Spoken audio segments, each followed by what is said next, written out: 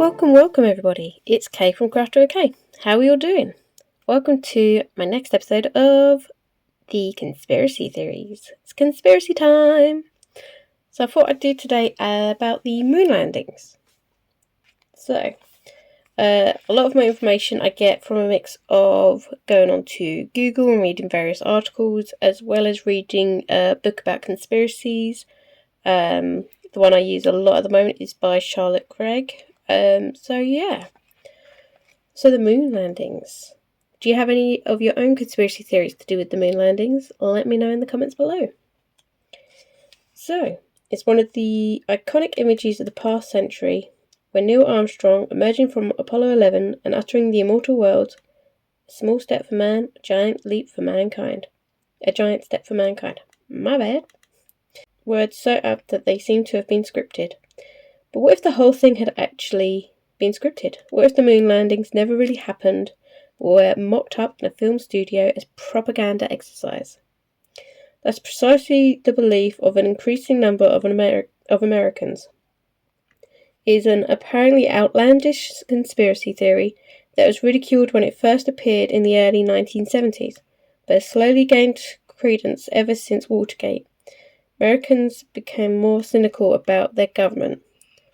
So when the 1978 film Capricorn one portrayed NASA attempts to fake a landing on Mars, many were prompted to suspect that the film was actually based on inside information. Since then, opinion polls have consistently indicated that millions of Americans have their doubts about the moon landings. These doubts were found by a Fox documentary made in 2002, which gave the conspiracy theorists a chance to put their case forward. So were the landings faked? What is it about moon landings, watched by millions at the time and for many years after, seen as evidence of one of mankind's supreme achievements, that makes the conspiracy theorists suspicious? Perhaps the best known questions posed by the conspiracy theorists are to do with the photographs of the landing. Why does the American flag appear to be waving in the wind when the moon has no wind? Why are there no stars visible in the sky? Not only that, why do photographs that purport to be taken miles apart appear to have identical backgrounds? So what explanations can NASA or anyone else offer to explain these apparent anomalies? Well, quite a few. Taking them in order, the flag was apparently waving because it had just been unwrapped and then twisted as the flagpole was screwed into the ground.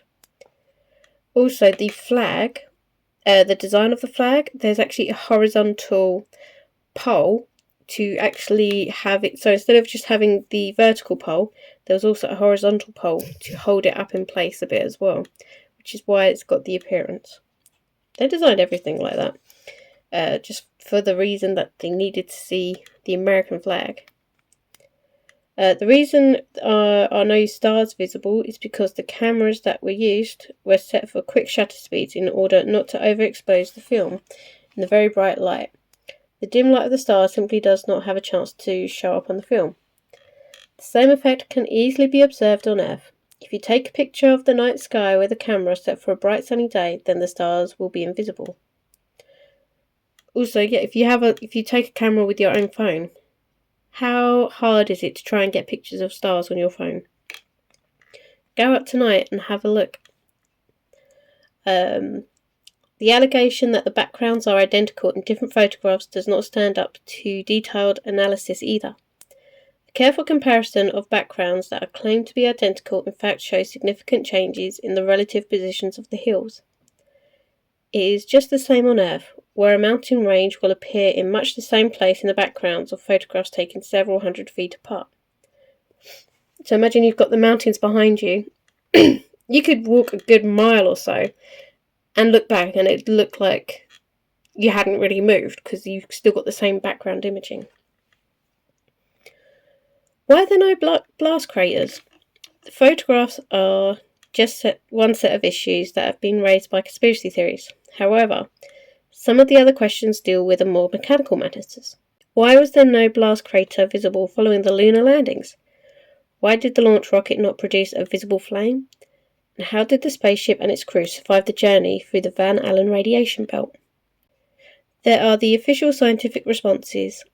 There was no blast crater for the simple reason that the lunar modules braked before landing, rather than crashing violently into the moon's surface.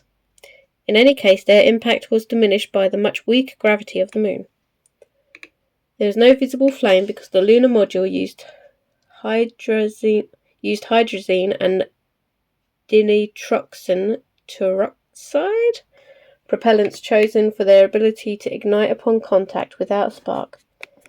Such propellants happen to produce a nearly transparent exhaust. As for the Van Allen belt, the mission was well prepared for this.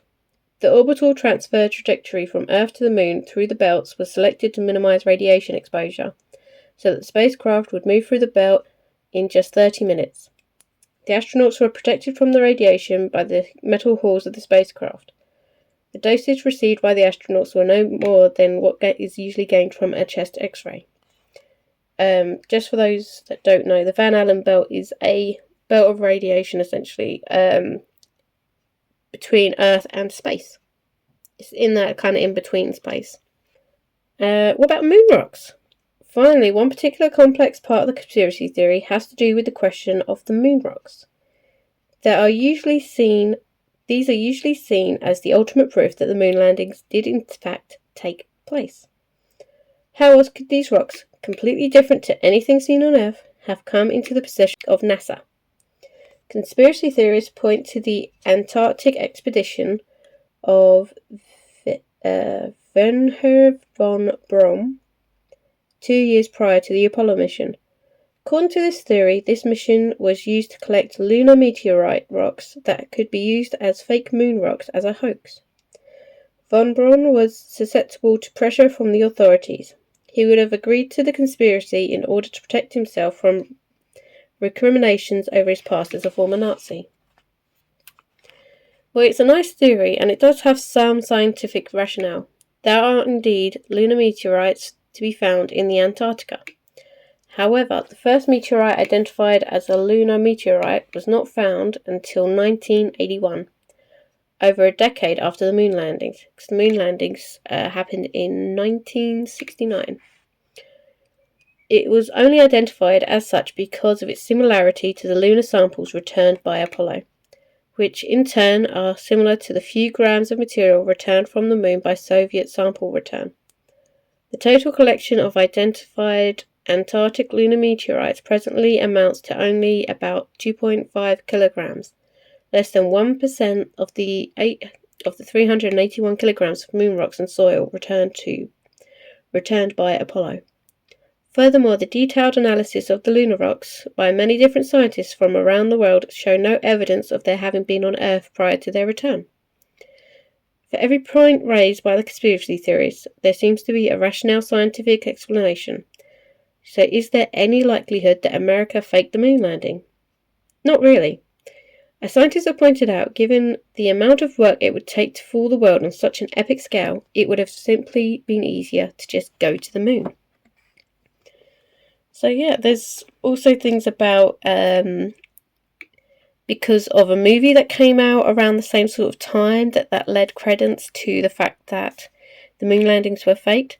But actually what happened was with the film, I think it was 2001: A Space Odyssey. What happened is the director actually employed and worked with aerospace engineers, astrophysicists, people who actually knew their shit. So instead of just making it up or putting things in place that he thought it would be the case, he wanted as genuine a film as he could manage. So he got specialists involved. So that was also another point. But yeah, I know that there was a race between America and the Soviet Russians. So yeah, I mean, there's also speculation about why haven't we gone back. Well, we could, but what took up a lot of space and time as well was, they did it. They beat the race. They've been there. They've got samples before, and the fact that between then and when it was first completed and everything, the International Space Station was built, and it has been constantly manned since it was built. So we're getting all this data and everything from orbits around the Earth You go past the moon when you orbit the Earth. Yeah, you're not going onto the moon, but we could. But there's no real reason to do so at this moment in time, because think of how much money that would cost. And why spend that much when there's so much else going on around the world, whether it's for scientific study or not?